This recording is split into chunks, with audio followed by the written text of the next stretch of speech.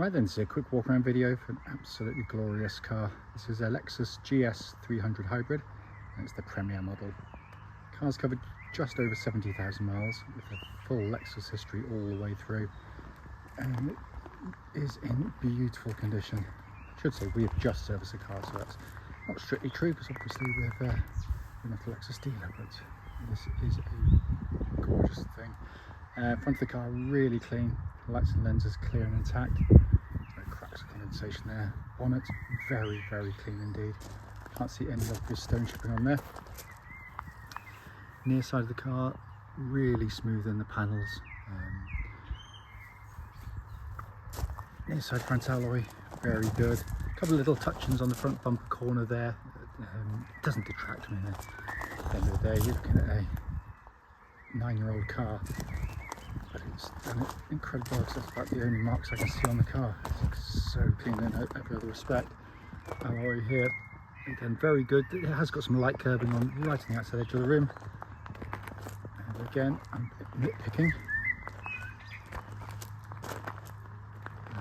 Corner really clean. The upside of the car, driver's side, and absolutely like a mirror down the side there. Side rear alloy, fantastic condition. And power that is absolutely lovely. Final alloy again in really good condition. Offside always fares better than near side. It's furthest away from the curb quite clearly, but externally really fantastic condition. So coming to the back now, you can see electric boot lid, very big boots in the car, beautifully finished, and with the load liner which protects the carpet underneath. So coming to the back now, these are true luxury cars. We've got the rear centre armrest down there, just to show you, because obviously you've got the rear controls for your ventilation and radio. The leatherwork is in beautiful condition back here. Coming to the front and the passenger side, obviously being a Premier model, you get an absolute multitude of adjustments on the passenger seat there. You can extend the seat base under your feet to recline, like a lazy chair. Finally come to the driver's door card, again very clean, as with the footwell area there.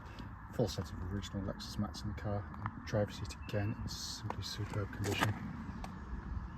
So inside the car now, engine's running as always, the dash is illuminated. Absolutely stunning interior as well. You can see there, big information screen, sat nav, various other things all working perfectly. Likewise rear parking camera, which complements the front and rear parking sensors. To carry on down, heated and vented seats. It's just been kept in simply beautiful condition.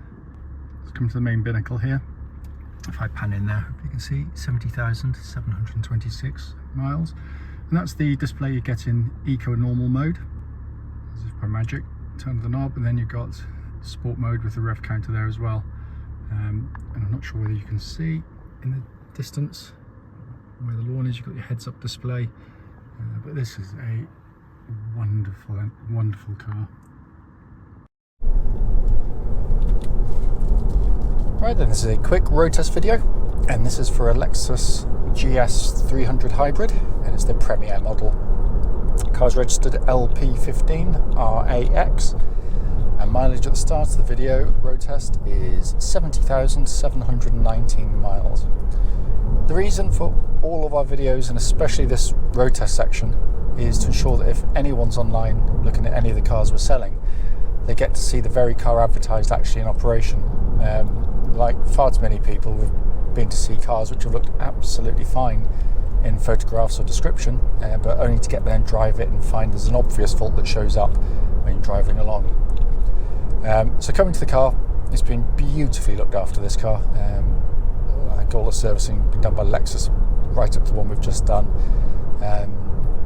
The car feels like it because it just feels pretty much like new to drive, as cliched as that sounds. Starting with the hybrid system engine, press the power button, engine kind of whirs into life. For those that don't know, and I'm sure everybody does by now, these are what's referred to as self-charging hybrids.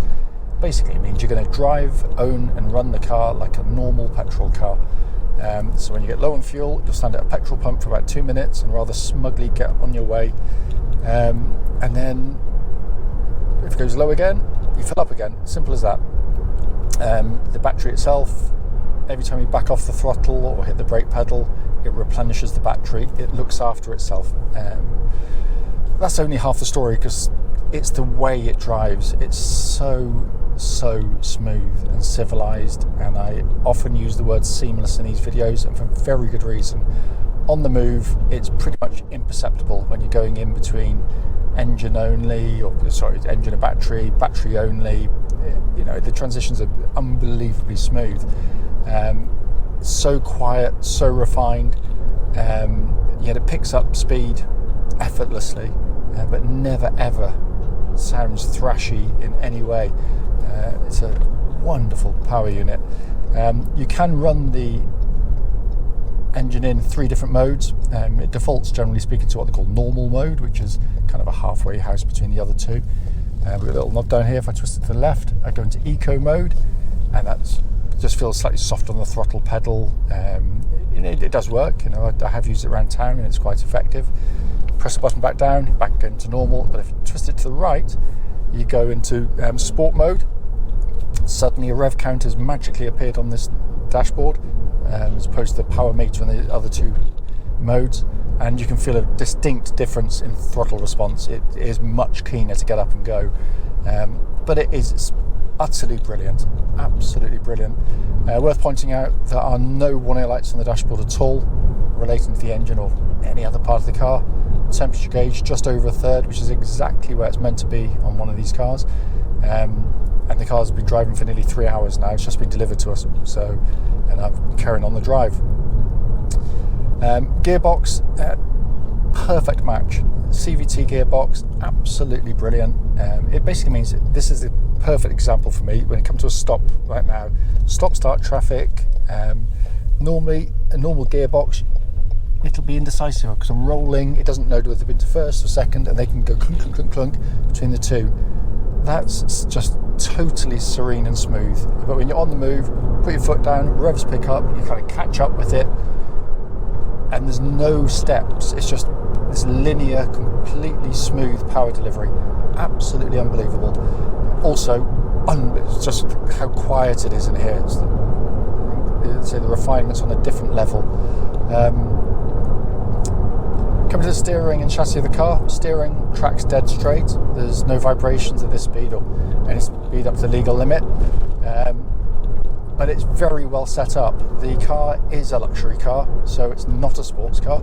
Yet the steering is positive, it's reasonably quick, but it's very nicely weighted. It makes the car feel lovely and substantial. Also, never ever does it feel flustered or nervous in any way. You guide the car through corners, and yet when you go through corners, the suspension remains very composed, very flat, unless you really push on hard. But the changes of direction actually very easily dealt with.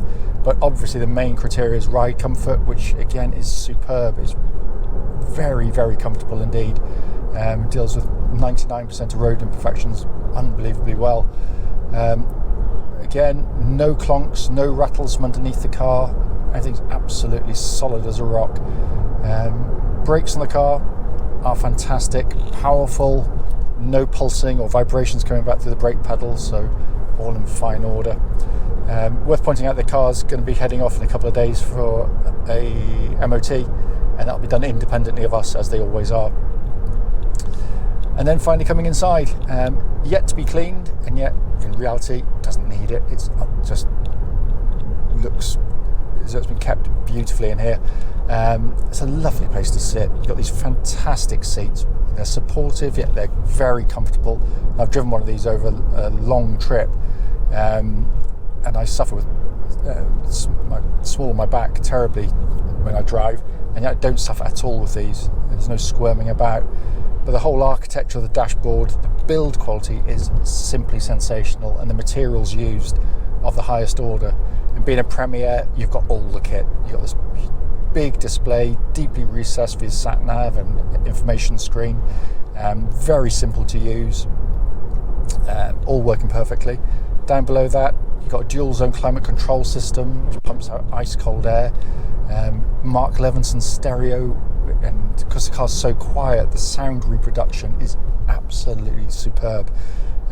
Heated and vented seats, working perfectly, of course. Then you've got your little mouse pad here, which baffled me when I first drove a car with one of them. Now I've actually got used to it. It is rather good. Ever the doubting Thomas. But it's just, the detailing is absolutely superb.